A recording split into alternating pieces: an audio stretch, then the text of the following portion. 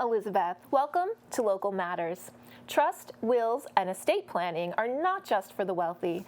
Regardless of financial status or familial relationships, everyone can benefit from having documents in place that specify how you want what you have distributed to those you love. An estate plan also protects you before you die, should you become incapacitated and unable to make decisions for yourself. The Kingston Public Library is pleased to welcome Kingston resident Sean Hagan for a virtual program discussing estate planning on Monday, February 22nd at 6 p.m., with time to answer the questions you may have. A partner at the law firm Long, Hagan, Huff Harris, Sean Hagan advises clients on estate and tax planning, as well as trust and estate administration matters. Visit the Kingston Public Library website to sign up. As human beings, we're social creatures, and social media has been a resource for connection with family and loved ones we can't see in person right now. The percentage of seniors online in the past year has increased dramatically. Nearly half of seniors online now have a Facebook account. And there's a lot more than Facebook out there to wade through and benefit from, which is why the Duxbury Senior Center is offering a conversation with Brooke and Chris, social media experts who will help guide you through everything you always wanted to know about social media but were afraid to ask your grandchildren. Or maybe you just like to surprise them with how much you know. The free Zoom class is on Friday, February 26th at 1 p.m. They'll cover GIFs, memes, platforms like TikTok, and more.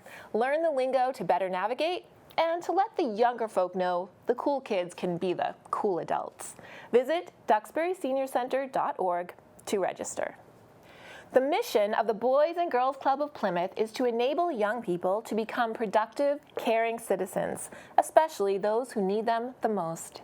Julie invited Executive Director Gareth Lynch and President Matthew Glynn on to talk about the club, what it does, and where it's going. Julie? Gareth Lynch and Matt Glynn, welcome. We're so glad to have you here today. Gareth, let me start with you. You have been the executive director of the Boys and Girls Club of Plymouth for a very long time. Can you tell us about your history, how you started there, and why you're still there after all this time? Well, the true start is I'm a club kid myself.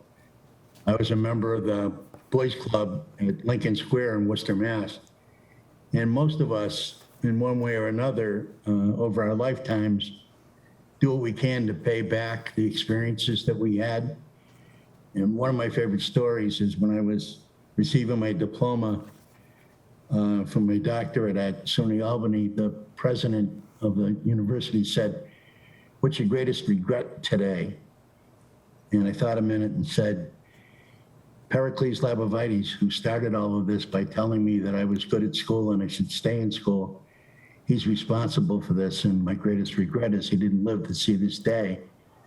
Now, I tell that story because the history of any Boys and Girls Club member that you come across remembers the staff and what the staff did for them on a personal basis, the encouragement, the recognition and reward for doing things well, for understanding a level of competence, that everybody's good at something. It's just an issue of finding it. So I had served as the interim at the Westfield Club. I was one of the founders of that club in 1969.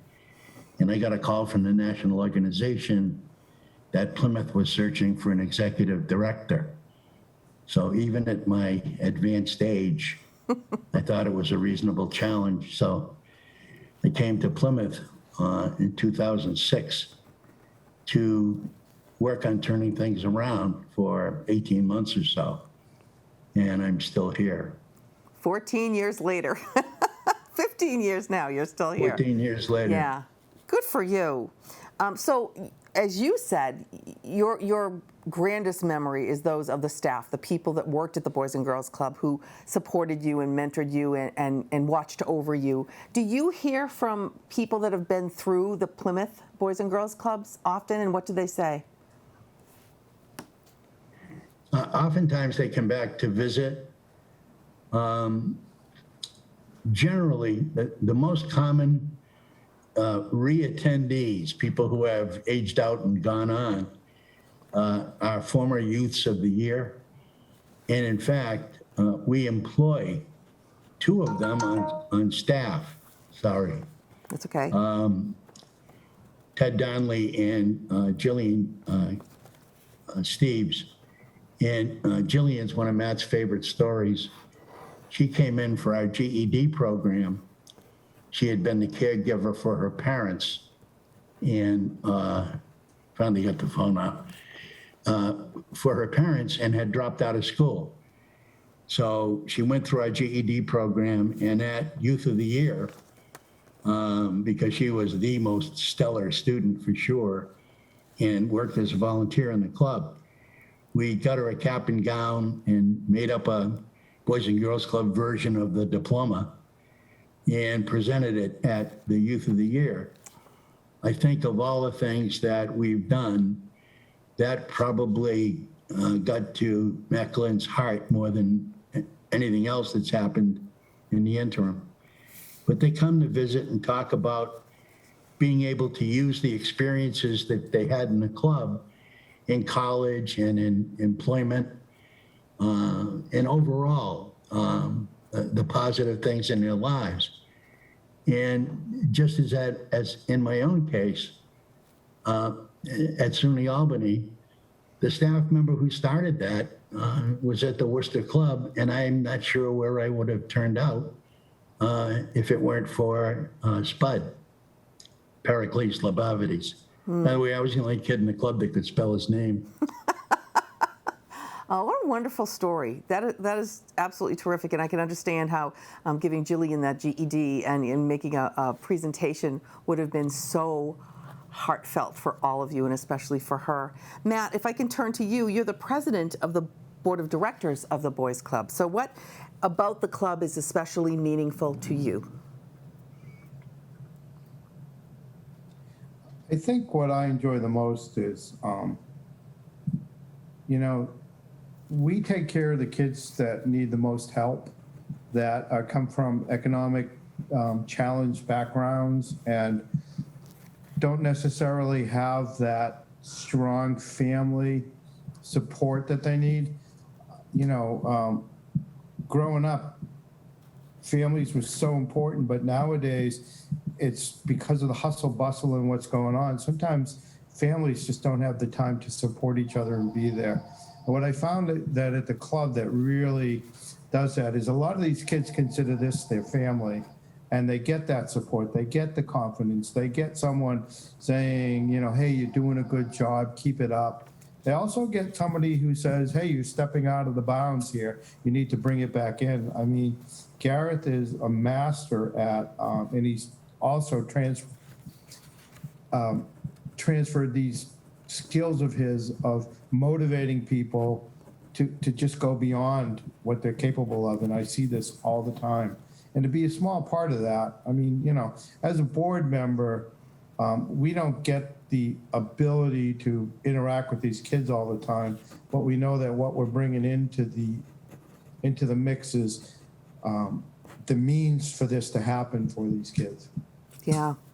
Now, so basically, the kindness that you show and the discipline, and kids love consistency. And it sounds to me like they're getting that consistent support with guardrails all through their journey through the Boys and Girls Club. Is that an accurate statement? Yes. Yes. Now, Matt. Did you want more? You, through the Joshua Glynn. That was too long an answer, Matt. Oh, that's okay. That's all right.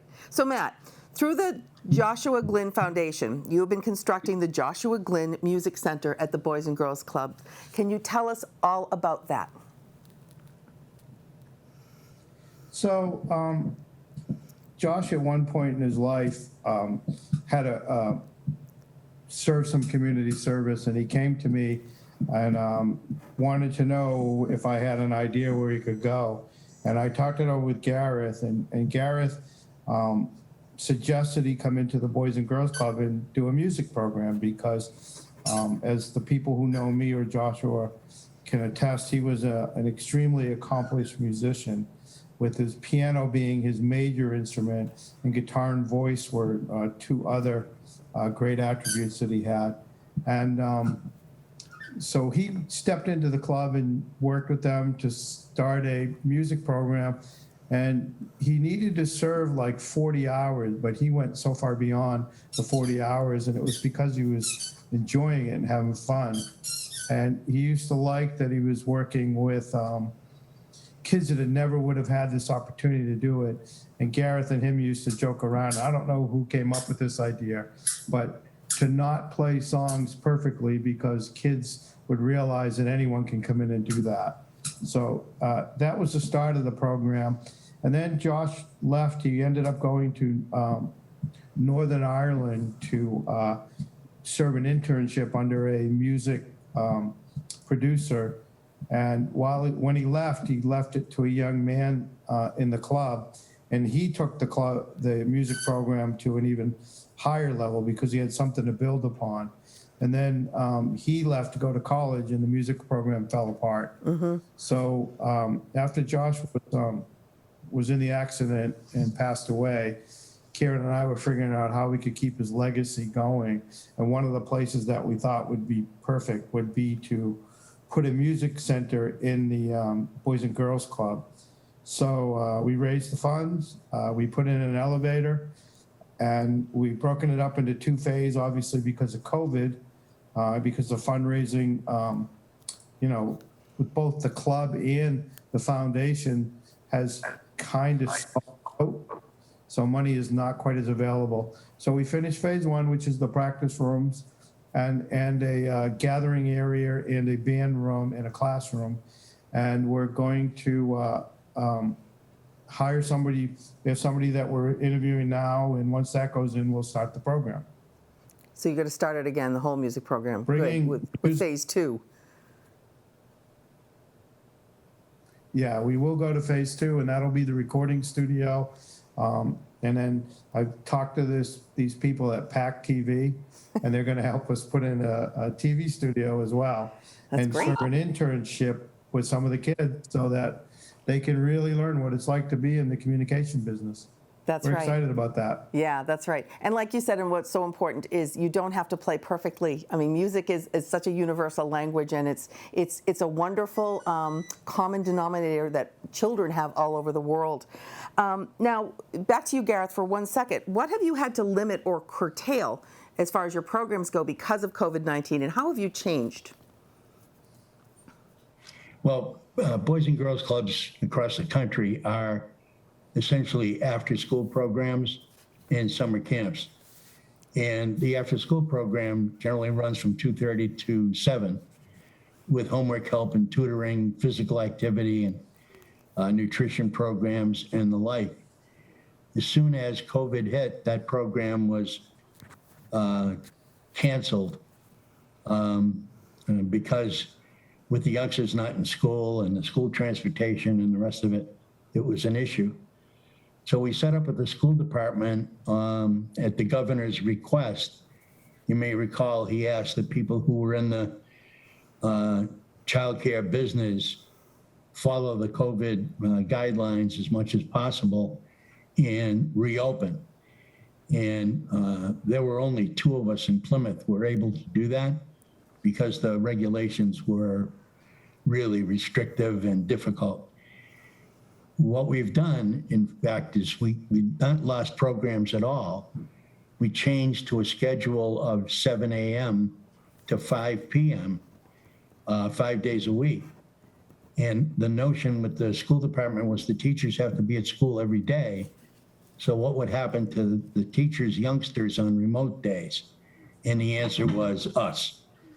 As it turned out, we had over 100 applicants, but our license only provides for 78.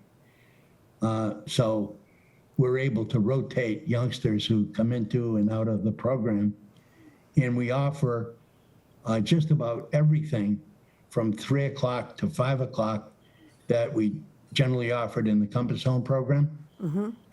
And the staff is sitting with them at their Chromebooks all through the school day, back and forth with their teachers. And you had mentioned structure earlier. It's my experience that youngsters crave a structured place to go where they feel safe and secure. We've had reports back from parents and teachers that we've positively changed the behavior of some of the youngsters who are having school problems, were not motivated. And probably the best one was the mother who contacted us to say she didn't understand what child depression was until the youngsters started coming to the club and got happy again. And then she recognized the difference. So we're pretty proud of what we've been able to accomplish for those youngsters in COVID.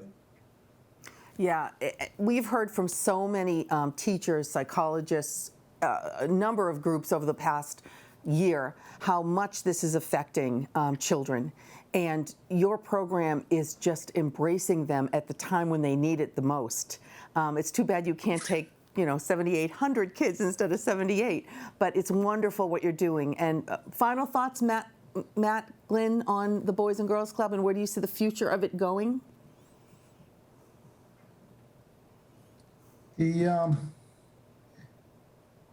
I think COVID has really taught us a valuable lesson. We need to increase our financial stability. One of the issues that people have talked about with COVID is the lack of socialization that happens. And we're even seeing that on our board right now. I mean, we have a board that has been together for a while, and we used to get together and we used to enjoy each other's company and have meetings, do something meaningful, usually go out for a cocktail afterwards just to continue that camaraderie.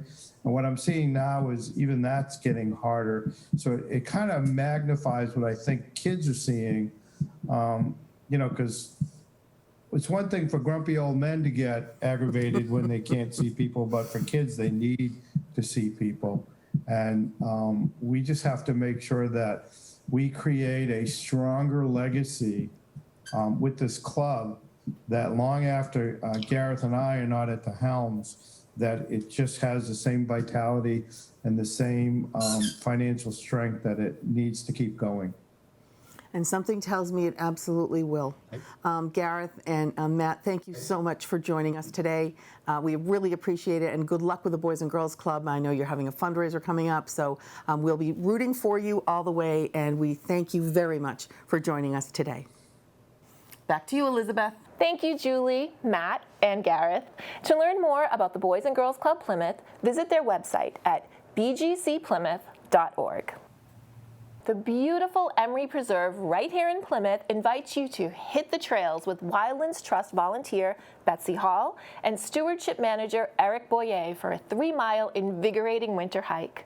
On February 24th at 10 a.m., you'll park at 675 Long Pond Road, meeting at the Davis Douglas Farm, and head across the street to the preserve together.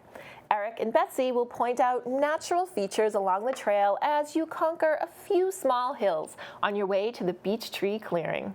Group size is limited to 6 participants. To register, visit wildlandstrust.org. While we have to limit house guests during this time, house pests just keep on coming. Plymouth County entomologist Blake Dinius and the Plymouth Public Library invite you to the February 24th virtual program, Dealing with House Pests. In this hour-long event beginning at 6:30 p.m., Blake will provide guidance and suggestions on how to evict these unwanted visitors.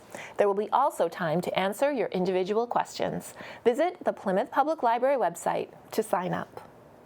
Erica is here with what's happening in the schools. Erica? Recently, the CDC unveiled new guidance on how schools could safely reopen for in-person learning despite the spread of coronavirus and the highly contagious new variants. All schools, the CDC says, can safely reopen for full in-person learning if they follow appropriate protocols and are in communities that report fewer than 50 new cases per 100,000 residents over the past 7 days and have a positivity rate lower than 8%. Pembroke High School has begun preparations for a return to learn for 100% of their students. Per the school committee's guidance, they will look to bring back students in cohorts A, B, and C in grades 11 and 12 on Tuesday, March 16th, and students in grade 9 and 10 on Tuesday, March 30th. However, they are maintaining their remote Monday schedule at this time. Students in cohort D will be able to stay in that learning model. Principal Mark Talbot has scheduled a series of virtual Q&A sessions. These sessions are completely voluntary and will occur during the grade level open blocks on the at-home support schedule on the dates and times listed. Please note, the joining links for all meetings will be sent to students via their Google accounts. Students in cohort D can attend any of the appropriate grade level sessions, and students in cohort C will have the opportunity to meet with the principal during Titan Time on March 3rd. Students can send a request to attend the session via Enriching Students or to the principal via email. He will also be holding 2 parent Q&A sessions, one on Tuesday, March 2nd from 3 to 4 p.m. and Tuesday, March 9th from 6:30 to 7:30 p.m. For Silver Lake Regional High School, Principal Gill is pleased to announce that beginning Wednesday, February 24th, they will implement a new bell schedule for their Wednesday remote learning. Asynchronous learning time will run from 7:30 to 9:15 a.m., and virtual learning will now begin at 9:25 a.m. This will provide teachers with more instructional time on Wednesdays. More information about their return to 100% in-person learning will come. Elizabeth, back to you. Thanks, Erica. As human beings, we are a lot like many other creatures in the way we get food into our bodies. We use our teeth to chew. Now imagine a sea star, a scorpion, or even a giant bullfrog. How do they eat? The Harvard Museums of Natural History and Science and Culture invite you to a free family program exploring the diets and eating habits of their live animals. Join museum staffers Javier, Ryan, and the museum's live animals to get a close look at some weird eaters in this virtual program designed especially for families. The program is free and takes place on Wednesday, March 3rd from 3 to 3:45 p.m. Visit the Harvard Museum of Natural History Facebook page to register. Fortnite is a popular online video game that is action-packed and fast-paced, where strategic thinking is a must in order to survive, not unlike the Hunger Games. The Kingston Public Library has partnered up with 1UP Games to bring a competitive Fortnite tournament experience to Kingston. If you love this game and are up for a challenge, don't miss the chance to dominate and win a gift card to the console store of your choice. The online tournament takes place on February 26th from 5 to 7 p.m. You'll be sent login instructions a few days before the event. Good luck. The state of Massachusetts has contributed a lot to the world, including inventions that make our lives better. Here's Tiff with an installation of In the Know, invented in Massachusetts. Massachusetts, home to revolutionary thinkers, delicious seafood, majestic views, and the founding of the United States of America. But did you know that Massachusetts is also home to essential things we use in our everyday lives? Here's one creation you may or may not have known that was invented in the Bay State. What would we do without the World Wide Web? No, not the internet. The World Wide Web. What's the difference? The internet is how we connect computers to send information, whereas the World Wide Web are the pages we navigate to, which is why every website you go to has a www before it. In 1989, British computer scientist Tim Berners-Lee came up with a way to make information easier and faster to share between scientists. Tim brought the idea to his boss at CERN, a Swiss technology company, who basically said, very interesting, but can you get back to work, please? Tim soon realized that his idea was big, and that the web's true value would only be unleashed if anyone, anywhere could use it for free and without permission. In 1994, Tim took his ideas to MIT. That's where Massachusetts comes in, where he created the World Wide Web Consortium, an international community of scientists that spends its time developing web standards. And that's where the World Wide Web exploded. As of its 25th anniversary, W3C reported that 2 out of 5 people worldwide use the web to access content. Oh, and on a side note, Tim also invented HTML, URL, and HTTP. Yikes, smart guy. Thanks, Tim Berners-Lee, for making our lives way, way, way easier. See what I did there? For more information on famous inventions from Mass, like and follow the local scene on Facebook, Insta, and Twitter. This has been Invented in Massachusetts Part 1. Now you're in the know. Thank you, Tiff. Longtime Chronicle reporter Ted Reinstein and the Pembroke Public Library want to take you on a road trip, all in just 1 hour and from the comfort of your own home. Ted's 20 years of reporting and 3 books written about New England make him the perfect tour guide as you go from Maine to Rhode Island, Mount Washington to Mount Mansfield, and Berkshire foliage to Fenway Park. You'll learn strange facts about familiar places, and in Ted Reinstein fashion, visit at least a few classic diners. Ted will reveal where to get the best clam chowder and take questions after the tour. The virtual journey begins on March 10th at 7 p.m.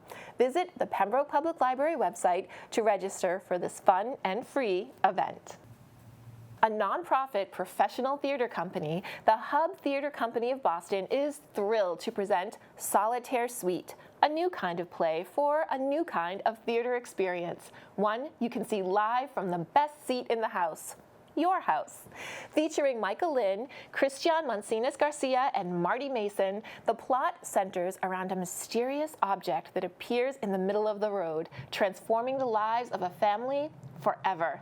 To join this live event on Saturday, February 20th from 7:30 to 8:45 p.m., visit the Hub Theater Boston website at hubtheater.org.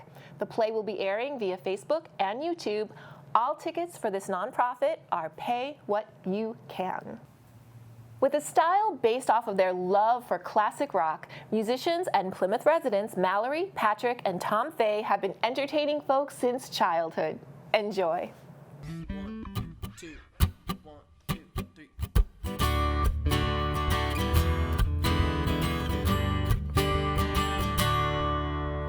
Ooh, I need your love, baby. I guess you know it's true. Hope you need my love, baby, just like I need you. Hold me, love me, hold me, love me. I ain't got nothing but love, babe. 8 days a week, love you every day, girl. Always on my mind. One thing I can say, girl, I love you all the time. Hold me, love me, hold me, love me. I ain't got nothing but love, baby. 8 days a week, 8 days a week, I love you. 8 days a week is not enough to show I care. Ooh, I need your love, baby. I guess you know it's true. I hope you need my love, baby, just like I need you. Hold me, love me, hold me, love me. I ain't got nothing but love, baby.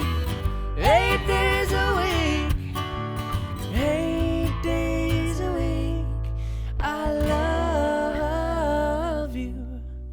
8 days a week is not enough to show I care. Love you every day, girl, always on my mind. One thing I can say, girl, I love you all the time. Hold me, love me, hold me, love me. I ain't got nothing but love, girl. 8 days a week, 8 days a week, 8 days a week, 8 days a week. Thank you, Pat, Mal, and Tom, and thank you for staying with us for this episode of Local Matters. From all of us at PAC TV, have a happy and safe week. We'll see you next time.